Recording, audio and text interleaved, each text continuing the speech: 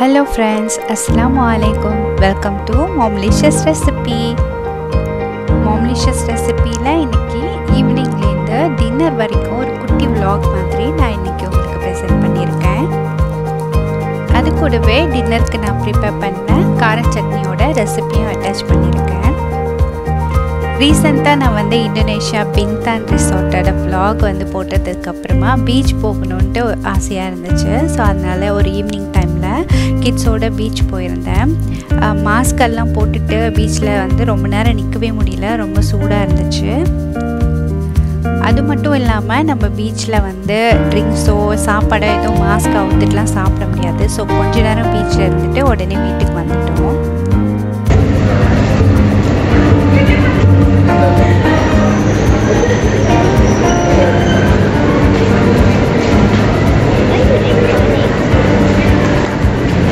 Just doing for fun.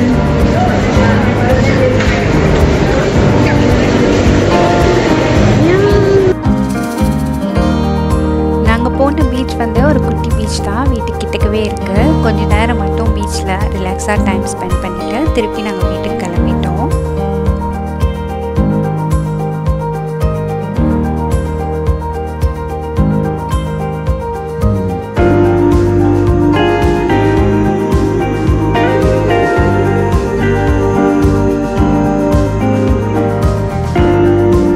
பீச்லேருந்து வீட்டுக்கிட்ட வந்தாச்சு.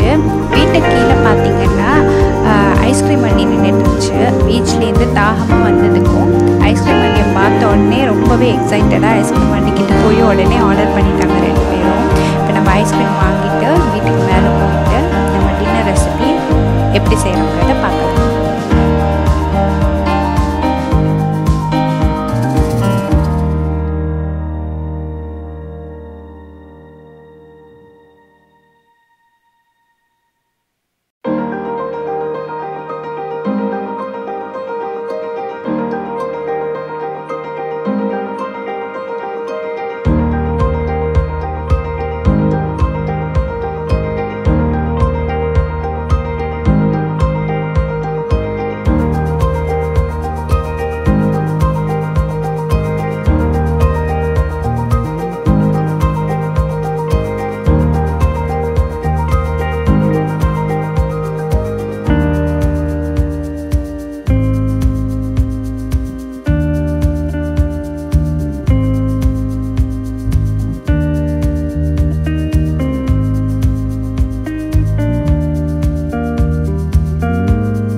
ரொம்ப தாகமாக வந்ததால் கீழேவே மாஸ்க் கழட்டிட்டு சாப்பிட ஆரம்பிச்சிட்டாங்க. 2 பேர் ரொம்ப பாசம் மலர்ந்த மாதிரி மாற்றி மாற்றி ஊட்டிக்கிட்டு அப்படியே சாப்பிட்டுட்டு நடந்து வந்துட்டு இருந்தாங்க.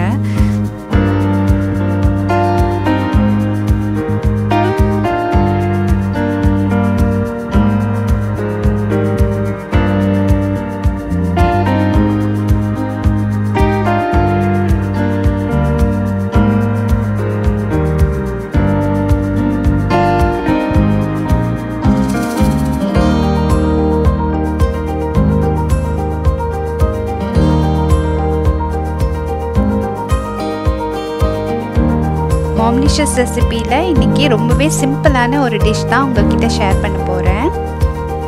இட்லி தோசைக்கெல்லாம் சூப்பர் காம்பினேஷனான கார சட்னி ரெசிபி தான் நான் இன்றைக்கி உங்க கூட ஷேர் பண்ண போகிறேன்.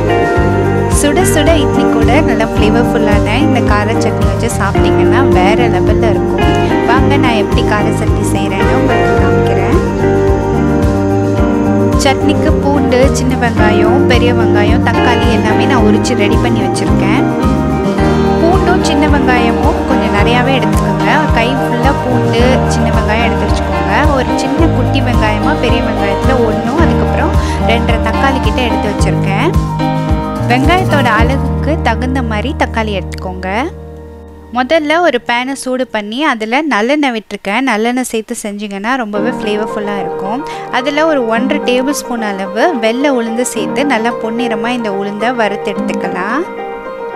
கார சட்னிக்கு உளுந்து சேர்த்து செய்யும் போது அதோட ஃப்ளேவர் வேறு லெவலில் இருக்கும். கண்டிப்பாக இந்த மாதிரி நீங்கள் ட்ரை பண்ணி பாருங்கள். உளுந்து நல்லா பொன்னிறமாக வறுந்து வந்துடுச்சு. இப்போ தனியாக இதை எடுத்து வச்சுக்கலாம்.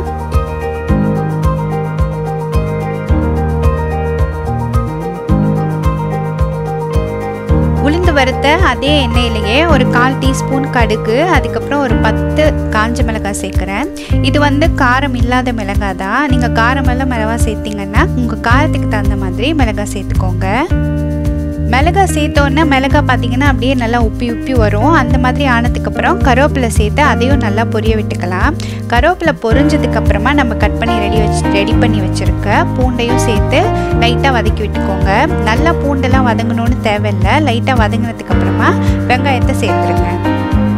வெங்காயம் சேர்த்ததுக்கு அப்புறமா ரெண்டையும் சேர்த்து நல்லா ஒரு டிரான்ஸ்பரண்ட்டாக வெங்காயத்தோட அந்த பிங்க் கலர் மாதிரி ஒயிட் கலராக சேஞ்ச் ஆகும், அது வரைக்கும் வதக்கிக்கோங்க.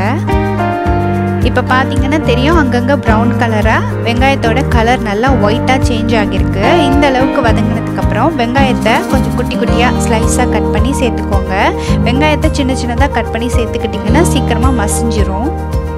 வெங்காயத்தை சேர்த்துட்டு இது கூடவே கொஞ்சமாக உப்பு சேர்த்துக்கோங்க. உப்பு இந்த ஸ்டேஜில் சேர்த்துட்டிங்கன்னா தக்காளி நல்லா மசிஞ்சு வந்துடும். உப்பு சேர்த்துட்டு தக்காளி வெங்காயம் எல்லாம் நல்லா மசிஞ்சு ஒரு தொக்கு மாதிரி வர அளவுக்கு நல்லா வதக்கிக்கோங்க. அப்போ தான் சட்னி ரொம்ப ஃப்ளேவர்ஃபுல்லாக இருக்கும். இப்போ பாருங்கள், ஓரளவு வதங்கிருச்சு. இப்போ நம்ம சேர்த்த தக்காளி எதுவுமே இந்த சட்னியில் காணோம், எல்லாமே மசிஞ்சு வந்திருக்கு வெங்காயத்தோட. இந்த மாதிரி நல்லா சுருள வதக்கி எடுத்துக்கிட்டிங்கன்னா சட்னி ரொம்பவே சூப்பராக இருக்கும்.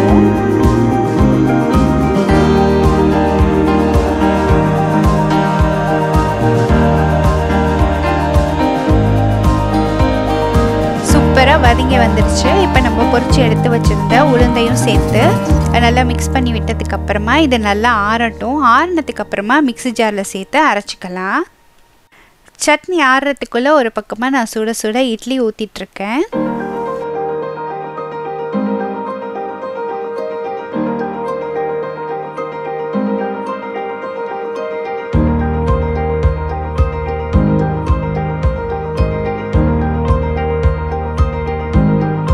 வதக்கி எடுத்து வச்சுருந்தது நல்லா ஆறிடுச்சு. இப்போ எல்லாத்தையும் மிக்ஸி ஜாரில் சேர்த்துக்கலாம். முதல்ல தண்ணி கொஞ்சமாக சேர்த்துக்கோங்க. அதுக்கப்புறம் பார்த்துட்டு இன்னும் கொஞ்சம் தண்ணி சேர்த்துக்கலாம். உங்களுக்கு எந்த அளவு சட்னி திக்காவோ இல்லை தண்ணியாக வேணுமோ அதுக்கு தகுந்த மாதிரி நீங்கள் தண்ணி சேர்த்துக்கலாம். தக்காளி வதக்கும் போதே உப்பு சேர்த்தாச்சு. இந்த ஸ்டேஜில் உங்களுக்கு இன்னும் கொஞ்சம் உப்பு தேவைப்பட்டால் நீங்கள் சேர்த்துக்கலாம். மிக்ஸியையும் கழுவி தண்ணி சேர்த்துட்டு இந்தளவுக்கு ஒரு திக்கான பதத்தில் நீங்கள் எடுத்து வச்சுக்கோங்க. லாஸ்ட்டாக சட்னிக்கு தாளிச்சிக்கலாம். சட்னிக்கு தாளிக்கிறது ஆப்ஷனல் தான். ஏன்னா நம்ம இந்த சட்னிக்கு ஏற்கனவே கடுகு கருவேப்பிலை எல்லாம் சேர்த்து தான் நம்ம அரைச்சிருக்கோம்.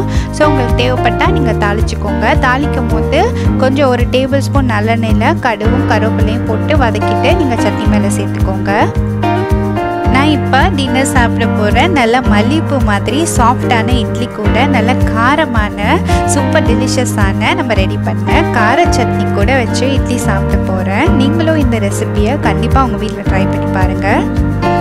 நீங்கள் உங்கள் வீட்டில் கண்டிப்பாக கார சட்னிலாம் ஏற்கனவே செஞ்சுருப்பீங்க. நான் வந்து இந்த ஸ்டைலில் தான் கார சட்னி செய்வேன். என்னோடய ரெசிபி இன்றைக்கி ஷேர் பண்ணியிருக்கேன். இந்த ரெசிபி டிஃப்ரெண்ட்டாக இருந்திருக்கும்னு நினைக்கிறேன். கண்டிப்பாக இந்த மாதிரி கார சட்னி செஞ்சு ட்ரை பண்ணி பாருங்கள். இல்லை ஏற்கனவே நீங்கள் இந்த மாதிரி ஸ்டைலில் தான் கார சட்னி செய்வீங்கன்னா கண்டிப்பாக கமெண்ட்ஸில் சொல்ல மறக்காதீங்க. உங்களுக்கு இந்த வீடியோ பிடிச்சிருந்துச்சுன்னா லைக் பண்ணுங்கள், ஷேர் பண்ணுங்கள். மறக்காமல் மாம்லிஷியஸ் ரெசிபிக்கு சப்ஸ்கிரைப் பண்ணுங்கள். தேங்க்யூ ஸோ மச் ஃபார் வாட்சிங் மாம்லிஷியஸ் ரெசிபி.